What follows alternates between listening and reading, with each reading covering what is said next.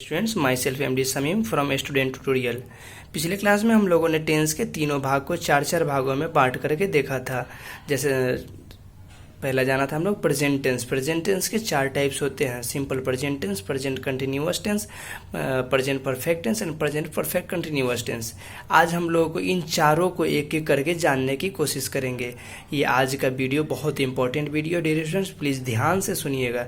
अगर इस पार्ट को समझ गए तो समझिए धीरे धीरे आसानी से पूरे वीडियो को, पूरी टेंस को आसानी से समझ जाएंगे।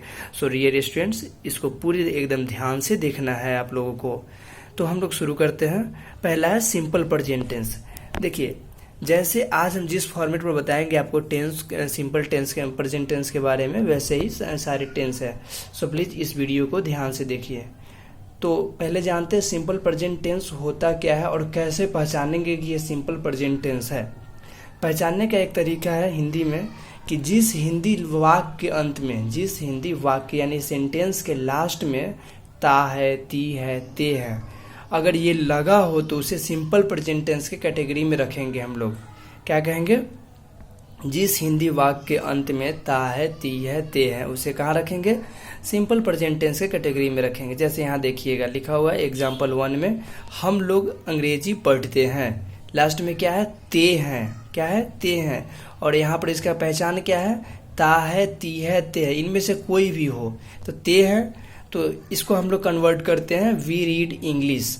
हम लोग अंग्रेजी पढ़ते हैं, we read English. Dear students, आपको ये अभी समझ में नहीं आया होगा, बिल्कुल घबराने की बात नहीं है। मैं अभी आपको इसको डिफाइन करके बताऊंगा कि ये कैसे बनना है, वी रीड इंग्लिश कैसे हुआ। सो घबराइए नहीं, आगे देखिए। दूसरा है रोहन बाजार जाता है। Rohan goes to market.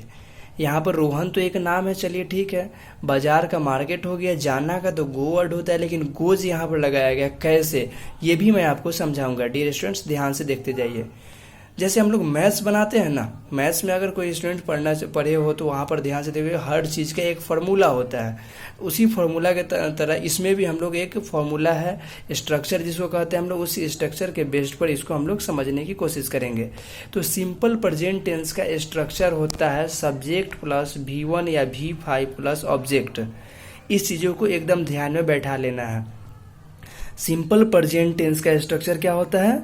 Subject plus V1 यानी वर्ब 1 या वर्ब 5 प्लस ऑब्जेक्ट।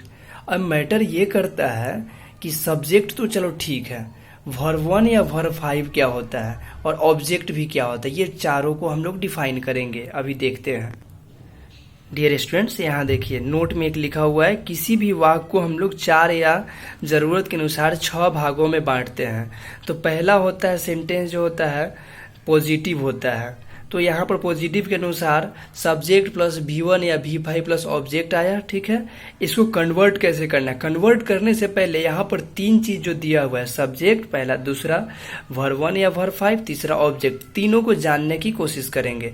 तो देखिए यहाँ पर सब्जेक्ट दिया हुआ है, सब्जेक्ट SUB, सब का मतलब सब्जेक्ट। सब्जेक्ट किसको कहते हैं?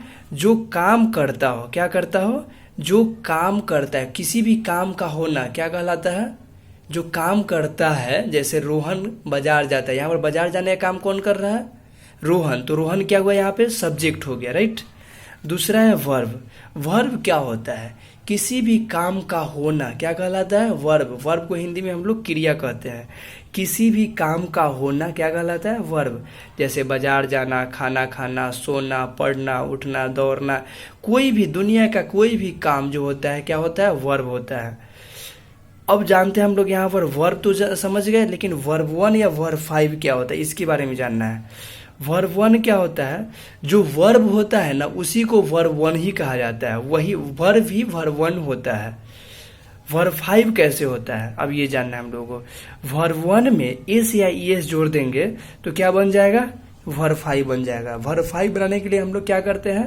वर्ब 1 में एस या ES जोड़ देते हैं। एग्जाम्पल के तौर पर रीड है, READ, रीड। रीड का मतलब क्या होता है? पढ़ना। पढ़ना एक वर्ब है, तो रीड में एस या ES जोड़ देंगे तो क्या होगा? वर्ब होगा। अब कहाँ पे एस जोड़ेंगे, कहाँ पे ES जोड़ेंगे, ये अगले वीडियो में आपको बताऊंगा दोस्तों। तो फिलहाल रीड में एस जोड़ते हैं, READS, रीड्स। रीड्स क्या हो जाएगा? वर्ब 5 हो जाएगा। तो इस तरीके से आप लोग को समझ में आ गया होगा वर्ब 1 और वर्ब 5 कैसे बनाते हैं। तीसरा यहाँ पर सबसे बड़ी चीज होता है ऑब्जेक्ट क्या होता है। ऑब्जेक्ट क्या होता है? जिस पर काम का असर पड़ता है, जिस पर काम का असर पड़ता है, यानी कोई काम हुआ और उसका रिजल्ट जो हुआ उसको क्या कहेंगे? ऑब्जेक्ट कहेंगे। ठीक है, देखिए जैसे यहाँ पर है हम लोग अंग्रेजी पढ़ते हैं। ठीक है, हम लोग क्या करते हैं? अंग्रेजी पढ़ते हैं। तो हम लोग यहाँ पर पढ़ने का काम कौन कर रहा है? हम लोग पढ़ने का काम कर रहे हैं ना। क्या काम कर रहे हैं?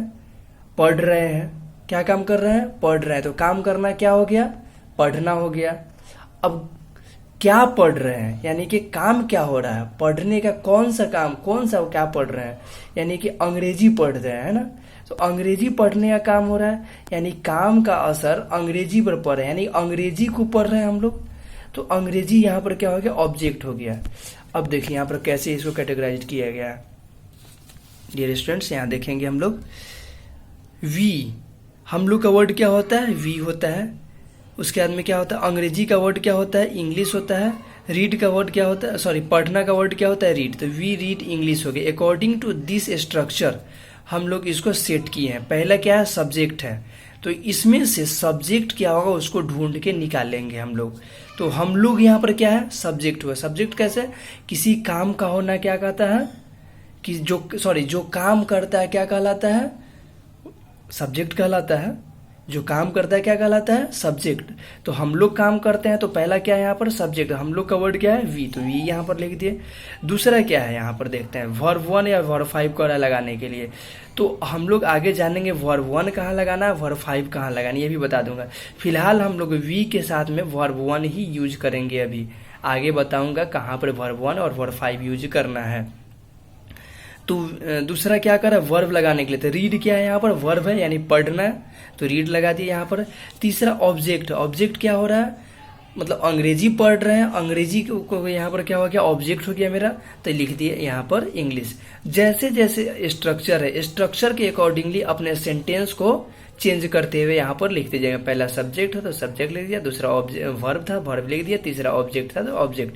डियर स्टूडेंट्स, अगर इस वीडियो को समझने में किसी तरह की कोई खामी रह गई हो या गलती हो गई या कोई दिक्कत हो तो प्लीज कमेंट बॉक्स में जरूर बताइएगा। आज के लिए इतना ही।